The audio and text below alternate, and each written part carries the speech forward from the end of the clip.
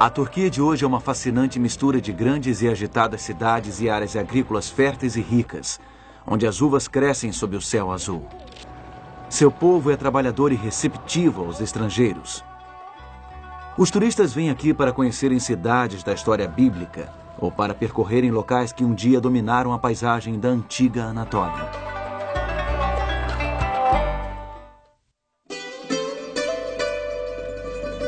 O apóstolo João passou seus últimos anos em um afloramento rochoso, não muito longe das margens ocidentais deste vasto território com o dobro do tamanho do Texas. Ele escreveu aos novos cristãos em 7 grandes centros. Muitos estavam sofrendo perseguição e opressão por parte do Império Romano. Hoje visitaremos as antigas Sardes e Capadócia e descobriremos estas cartas de uma ilha solitária.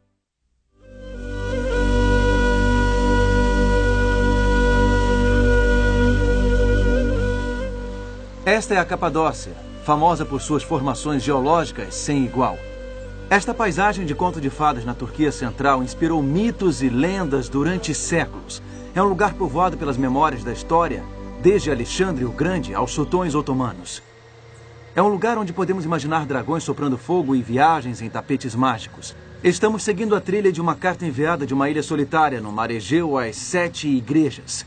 Alguns de seus habitantes podem ter fugido para cá tentando escapar da perseguição religiosa. Os fatos que ocorreram aqui são ainda mais impressionantes que as lendas. Quem poderia imaginar que séculos atrás havia uma cidade subterrânea completa aqui, que esculpiu várias histórias em suas rochas? Uma cidade de 20 mil habitantes. Hoje você vai descobrir esta história surpreendente.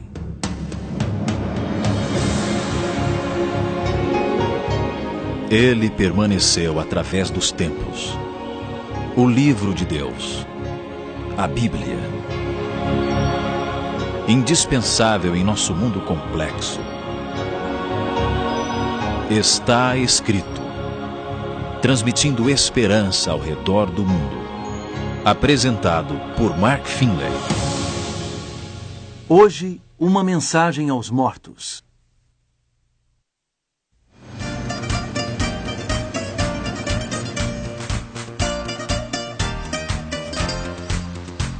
Nós viemos até aqui a ilha de Patmos, a 80 quilômetros da costa da Turquia, no mar Egeu, para pesquisar o significado de uma mensagem enviada daqui à cidade de Sardes. É uma mensagem especial, enviada aos mortos, isto é, aos mortos espiritualmente. Segundo a tradição, esta igreja do Apocalipse foi construída sobre a caverna, onde o apóstolo João teve as visões e escreveu o livro do Apocalipse. E foi onde Jesus Cristo lhe transmitiu mensagens especiais, cartas especiais para os crentes da Ásia Menor. Há séculos, peregrinos vêm a este lugar em homenagem ao apóstolo e suas previsões apocalípticas. Bom, nós não sabemos o local exato, mas sabemos que João escreveu suas cartas desta ilha, nesta colônia penal do Império Romano. Cristo, o médico dos médicos, tinha uma preocupação especial com os crentes para os quais João escreveu. Ele queria diagnosticar seus males espirituais. Ele queria prescrever alguns remédios. Presumimos isso pelo tom dessas mensagens. E podemos notar uma preocupação profunda na mensagem dada à igreja em Sardes. É assim que ela começa em Apocalipse capítulo 3 e versículo 1. Estas coisas diz aquele que tem os 7 Espíritos de Deus e as 7 estrelas. Conheço as tuas obras, que tens o nome de que vives e estás morto. Isso é que é diagnóstico implacável. O que há de errado com este paciente? O paciente está morto. É o que este médico da alma diz. Seu nome, o de uma igreja cristã, pode indicar que você esteja vivo. Você deveria estar vivo, mas na realidade, você está morto. Bom, é neste ponto que grande parte dos médicos param de tratar o paciente. Eles suspendem a medicação, eles desligam os aparelhos vitais. É hora de chamar o necrotério. Mas Jesus Cristo não é um médico comum. Com Jesus Cristo existe esperança, mesmo quando o paciente é aparentemente terminal.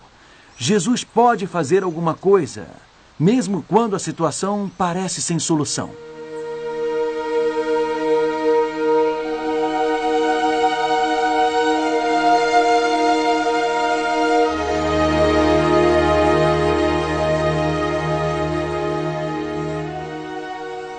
Hoje o ar está fresco e puro neste exuberante vale. Acabou de chover. Isto é tudo o que resta da antiga cidade de Sardes. Estas ruínas sugerem porque a igreja daqui, porque o paciente daqui sucumbiu e morreu espiritualmente. Estas belas colunas, com seus capitéis jônicos, um dia suportaram um enorme templo dedicado à deusa Ártemis. O exuberante santuário foi fundado por Creso, um rei de Lídia que se tornou sinônimo de grande riqueza. Ártemis era a grande deusa, mãe da fertilidade no mundo antigo. Os cristãos de Sardes viviam cercados por uma cultura pagã que dominava tudo, desde os monumentos aos costumes do cotidiano. Nos últimos séculos, os cristãos construíram esta pequena capela aqui. Era um forte contraste ao imenso templo de Ártemis. Os cristãos primitivos sentiam-se bastante isolados aqui. Não havia nada na cidade de Sardes que fortalecesse a sua fé. Perto daqui, um enorme ginásio romano destacava a força e a beleza física do corpo humano. E às vezes, nesta situação, fica difícil enraizar a vida espiritual. Ela começa a ruir. Estes mosaicos não são lindos. Esta sinagoga judaica data do século I, mas os cristãos não receberam muito auxílio de locais de adoração como este. Muitos cristãos dessa época tinham origens judaicas. Os judeus têm uma longa história aqui em Sardes, que remonta ao tempo de Ciro. Mas praticamente todos os rabinos da época consideravam o cristianismo uma seita perigosa. A riqueza de Sardes era impressionante. Podemos perceber pela exuberância do templo de Ártemis, e também se revela aqui nestas ruínas milenares. Arqueólogos desenterraram um centro comercial, sugerindo que Sardes, a capital da Lídia, era uma comunidade próspera. As primeiras moedas da história foram usadas nesta cidade em 640 a.C., mas os cristãos daqui pareciam estar sem meios visíveis de se manterem vivos. Havia muito pouco para alimentá-los, faltavam-lhes condições adequadas para prosperar. E assim sua vida espiritual secou. E que prescrição o médico dos médicos tem para este povo através do apóstolo João? Na verdade, aparentemente, ela é bem simples.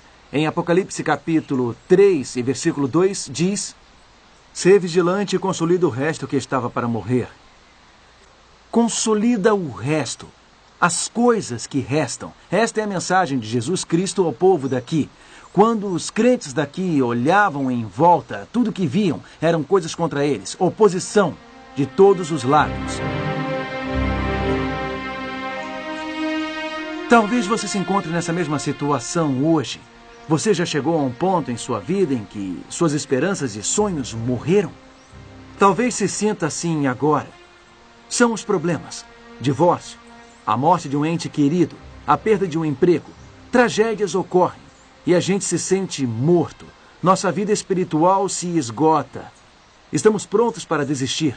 Mas o médico dos médicos tem uma mensagem para nós. Ele diz: "Sê vigilante, preste muita atenção e consolida o resto." Talvez você só consiga enxergar os cacos da sua vida, mas Jesus diz: "Eu posso fazer algo com esses cacos. Eu quero que você trabalhe comigo. Eu quero que você me traga o que resta de você. Talvez seja muito pouco, talvez seja ridiculamente pouco, mas eu posso construir algo sólido com isso. Traga-me os cacos da sua vida." Há um motivo muito importante pelo qual este médico dos médicos nos traz esta mensagem em nosso pior momento. Ele é o Deus dos novos começos. Ele não só cura, ele também recria. Do nada, ele cria algo novo. Jesus é quem dá a vida. Ele costuma usar o símbolo de uma vinha como o símbolo de sua videira fluindo para a vida dos crentes. Uma vez, Jesus visitou um paciente muito doente na cidade de Cafarnaum. Era uma menina, a filha do chefe da sinagoga. A história é contada em Marcos capítulo 5. Quando Jesus chegou à casa dela, ele foi recebido pelos que choravam e pranteavam. A menina havia falecido. Todos estavam aflitos. Jesus, entretanto, dirigiu-se às pessoas e disse o que lemos em Marcos capítulo 5, versículo 39. "Por que estáis em alvoroço e chorais? A criança não está morta, mas dorme." Algumas pessoas acharam que fosse uma piada de mau gosto. Jesus pediu que elas saíssem do local, e então ele tomou a menina pela mão e disse, Talita cumi. Isto quer dizer, menina, eu te mando, levanta-te. Marcos relata o que aconteceu depois, no versículo 42. Imediatamente a menina se levantou e pôs-se a andar, pois tinha 12 anos. Então ficaram todos sobremaneira admirados. A paciente podia estar morta, mas o médico dos médicos ainda podia ajudar. Ele era o Criador. Ele era o Deus de novos começos. Eu gostaria de lhe mostrar um exemplo impressionante de como Cristo pode nos ajudar a juntar os cacos e a começar tudo de novo. Foi algo que aconteceu aqui mesmo na Turquia, em uma área conhecida como Capadócia, um dos lugares mais fascinantes da Terra.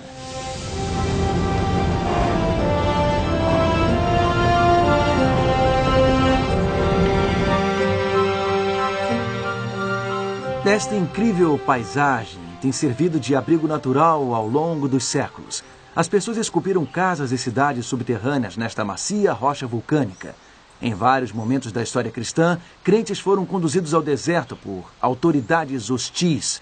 Aconteceu com os cristãos primitivos aqui da Ásia Menor durante os períodos de perseguição romana. E aconteceu mais tarde, quando os árabes armaram ataques surpresa nesta área, com o intuito de roubar. E aconteceu mais uma vez, quando as forças turcas do Império Otomano avançaram sobre este território. Muitos vieram para a Capadócia. As estranhas formações de terra aqui foram criadas a partir de enormes quantidades de lava e cinza depositadas aqui por 3 vulcões. Ao longo dos anos, o vento, o gelo e a água erodiram o material, formando estas rochas pontudas. Os cristãos acharam que estas formações geológicas ofereciam excelentes esconderijos. Estavam em busca de camuflagem em um lugar onde pudessem se defender de forças superiores. Então esculpiram habitações nos picos rochosos. Eles isolaram-se nesta paisagem proibida.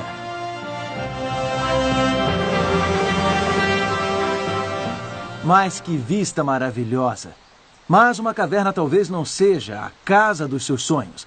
Para muitos crentes que vinham para cá, isto devia parecer o fim da linha, ou o fim do mundo.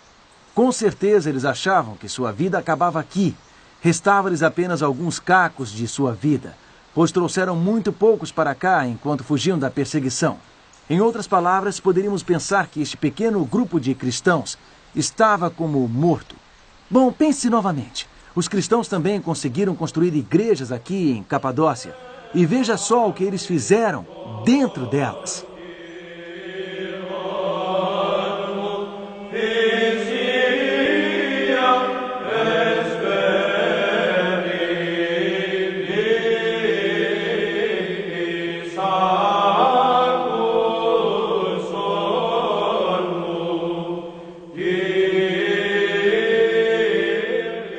Aqui nesta igreja talhada na rocha, conhecida como Tokali Kilise, em todos os lugares fica evidente o compromisso dos crentes com a devoção do seu Deus. Fica evidente nos trabalhos entalhados nestas colunas. Fica evidente no trabalho sobre estes magníficos arcos. E fica particularmente evidente nos afrescos no teto arqueado, aqui na capela principal. São 29 cenas diferentes sobre a vida de Cristo. Sua anunciação, seu nascimento, seu batismo, os milagres que ele operou, sua morte, ressurreição e ascensão aos céus. Aqui uma coisa é certa. Jesus estava em toda parte.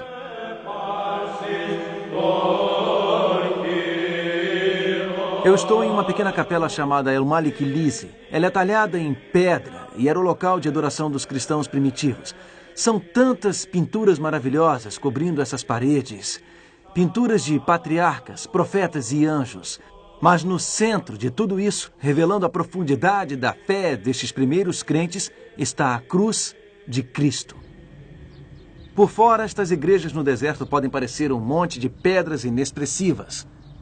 Mas por dentro há uma explosão de fé viva, dando-lhes forma e cores. Por dentro elas são cheias de intensa devoção. Esses crentes magníficos consolidaram o que sobrou e que estava para morrer. Eles entregaram a Deus os cacos de suas vidas e Ele os ajudou a construírem algo belo e glorioso.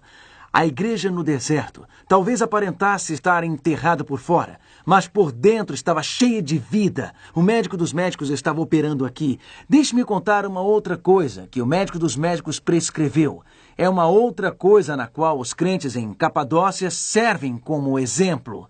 Veja em Apocalipse, capítulo 3 e versículo 3. Lembra-te, pois, do que tens recebido e ouvido. Guarda-o e arrepende-te.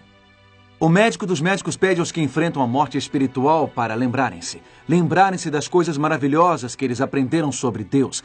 Lembrarem-se do tesouro que foi entregue em suas mãos. Sabia que foi exatamente isso que os crentes que fugiram da perseguição fizeram aqui em Capadócia? Eles lembraram. Muitos haviam aprendido o Evangelho com ministros do Império Romano do Oriente, com a capital em Constantinopla. Podemos ver um estilo bizantino claro em suas pinturas. Pode parecer um pouco diferente para alguns de nós acostumados à tradição cristã ocidental, mas seja qual for o estilo de expressão, esses crentes lembraram-se do Evangelho. Eles se lembraram dessas maravilhosas histórias sobre Jesus. Eles não as esqueceram aqui onde parecia ser o fim do mundo. Eles não permitiram que elas se perdessem aqui na isolada Capadócia. E essa lembrança lhes aqueceu o coração.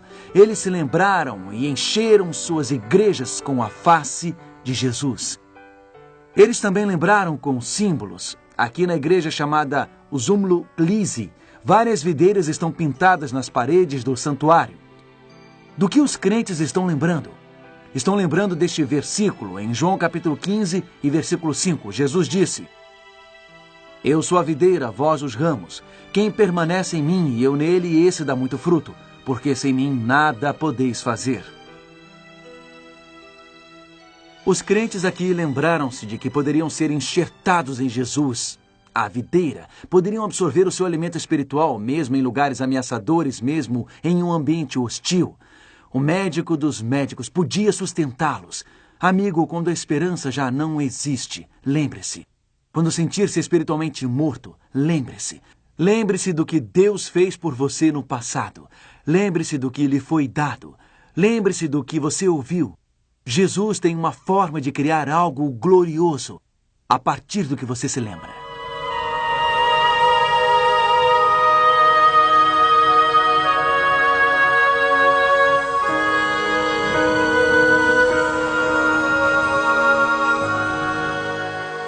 Vamos ver mais uma mensagem que o médico dos médicos deu ao povo em Sardes, o lugar dos mortos.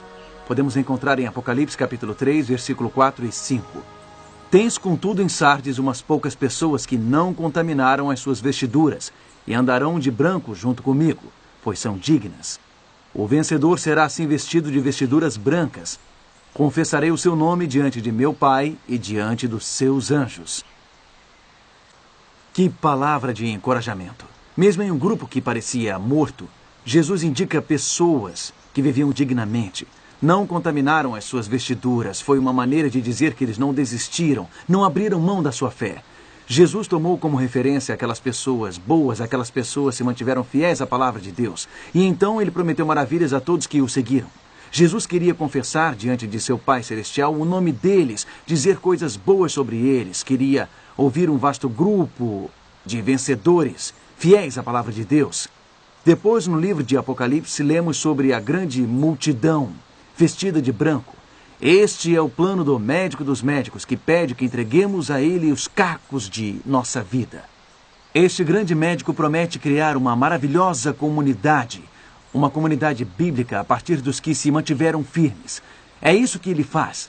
Ele é o Deus do recomeço. Deus também criou um recomeço muito significativo em um momento crucial da história.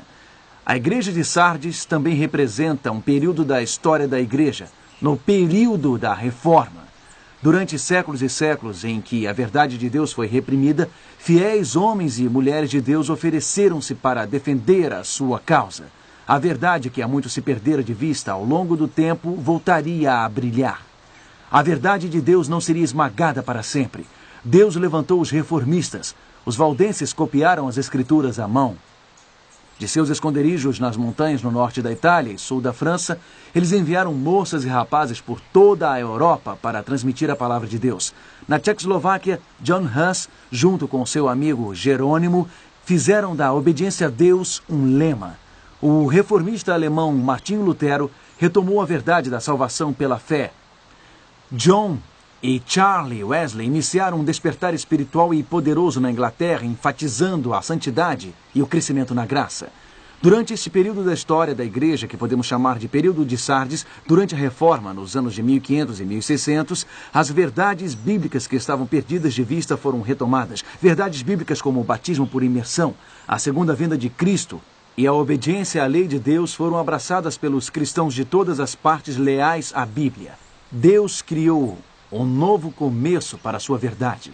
Ele criou um novo começo para o povo que enfrentava perseguição.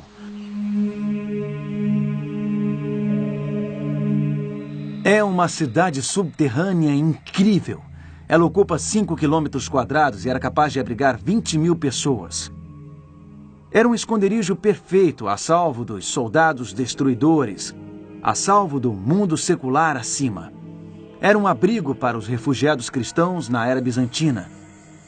É fácil se perder em meio a esses cômodos talhados na rocha. Você desce os andares e passa por várias moradias. É como andar, um andar após o outro e após o outro. É incrível que haja 19 histórias aqui que um dia se conectaram através de moradias, cozinhas, salas de reuniões e igrejas. Túneis de ventilação foram especificamente construídos para trazer ventilação aos andares mais baixos. As câmaras subterrâneas um dia foram iluminadas por tochas e lamparinas. Entradas estratégicas podiam ser fechadas por uma enorme pedra redonda semelhante a um mó.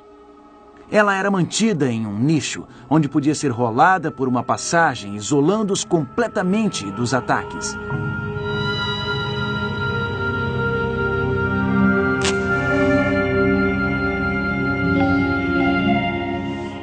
Nesta área da Capadócia encontramos algumas dessas cidades subterrâneas. E sabe o que vemos em muitas delas? Várias capelas cristãs. E também vemos vários locais de adoração. Os poucos que sofreram perseguição transformaram-se em muitos. Os primeiros a lembrarem fizeram uma enorme comunidade se lembrar. Os primeiros a juntar os cacos inspiraram muitos a fazerem o mesmo. Cristãos amedrontados tornaram-se vencedores. Os pobres que fugiram em trapos serão vestidos com vestiduras brancas. Aqueles silenciados pelas autoridades hostis verão seus nomes confessados diante do Pai Celestial. Juntos eles levantavam suas vozes neste lugar. Vozes de louvor que ecoavam do subsolo das câmaras e se propagavam para longe. Vozes confiantes, vozes fervorosas que louvavam o médico dos médicos, o Deus da nova criação, o Senhor dos novos começos. Esta foi a mensagem à igreja morta aqui em Sardes. Eu posso fazê-la viver novamente. Seja um galho da minha videira e eu lhe darei alimento. Talvez você até pense que está no fim da linha hoje. Talvez a sua vida espiritual tenha se esgotado e você se encontre espiritualmente morto em um deserto. Então tome posse desta mensagem do médico dos médicos. É uma mensagem para você quando parece não haver mais esperança. É uma mensagem a nós quando nos sentirmos mortos espiritualmente. O Criador diz: entregue-me os cacos de sua vida. Eu posso criar algo lindo com eles. O Criador diz: lembre-se do que você recebeu. Lembre-se do que eu dei a você. Eu posso criar algo lindo com isso. E ele diz: com o pouco que há, eu posso construir uma fé forte, uma comunidade forte espiritualmente. Por favor, entregue a ele hoje o que lhe resta. Ligue-se à videira da vida. Abra o seu coração para ele. Dê a ele as brasas apagadas da sua fé. E permita que o Espírito Santo transforme-as em uma grande chama. Dê a ele o seu pouco. E permita que Deus transforme em muito. Entregue a ele o que você tem. E ele transformará em algo glorioso. Permita que ele crie algo belo com os cacos. Por que não aceitá-lo neste momento? Por que não dar a ele agora o pouco que resta da sua fé? Enquanto nós oramos, querido Pai, Obrigado pelo exemplo desses crentes maravilhosos no deserto. Obrigado por sua concepção de fé. Ajuda-nos, Pai, a seguirmos os passos deles. Neste momento, colocamos em Tuas mãos o pouco de fé que ainda temos. O que quer que seja, por favor, transforme em algo proveitoso, algo belo. Ajude-nos a ter uma fé forte e crescente. Transforme nossa vida de forma que os outros possam ver que Tu és real. Nos consagramos neste momento em nome do médico dos médicos, nosso Senhor e Salvador, Jesus Cristo. Amém.